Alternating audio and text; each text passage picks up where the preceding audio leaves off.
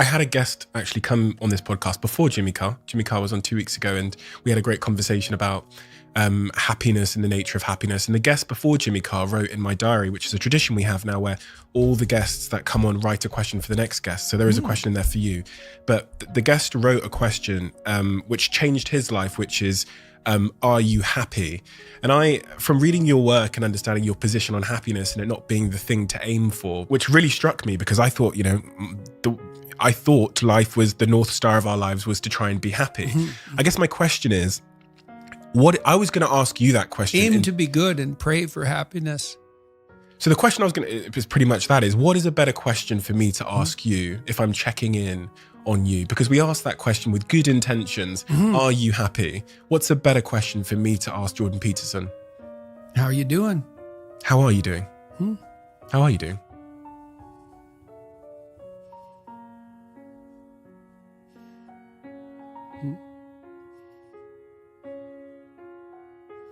Brilliantly and terribly.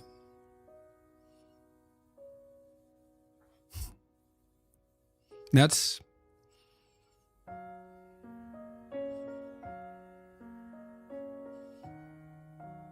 when you listen to a profound piece of music, one that sort of spans the whole emotional experience, it's not happy. Happy is elevator music, and probably you just shouldn't listen to that at all, right? And you think, why? Well, it's harmless, it's treacly, it's sweet, it's simple, it lacks depth, it's shallow, that's a problem.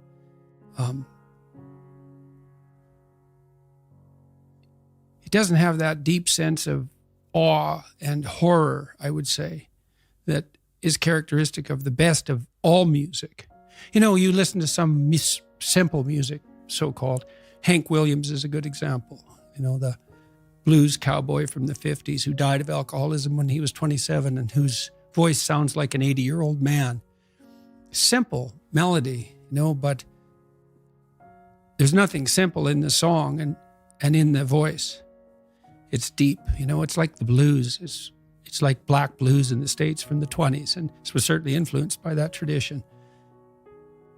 There's this admission of a deep suffering at the same time as you get the beautiful transcendence of the music.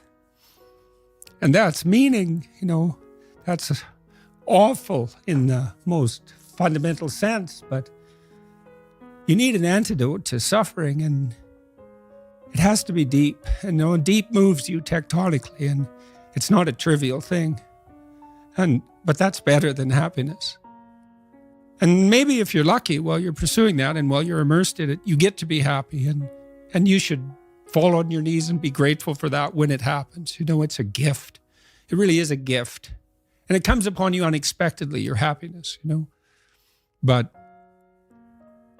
you aim to climb uphill to the highest peak you can possibly envision. And that's better than happiness. Why did you include terribly? Well, for example, now when I go, wherever I go in the world, people come up to me and they're usually, I wouldn't say they're happy to see me. They're often in tears, and they often have a pretty rough story to relate. They were suicidal or nihilistic or homicidal or trapped, desperate, and they tell me that real fast.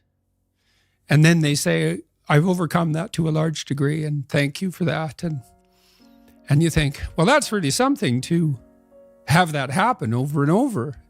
In some ways, you might think, well, how could anything better possibly happen to you than to have people come up to you all over the world, strangers, and open themselves up like that, like they're old friends so quickly. But at the same time, it's an awful thing, because you see, even in the revelation of their triumph, the initial depth of their despair.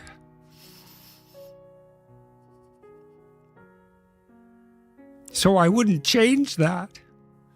But it's not nothing. And it's certainly not just happiness. It's better than happiness, but it's almost unbearable.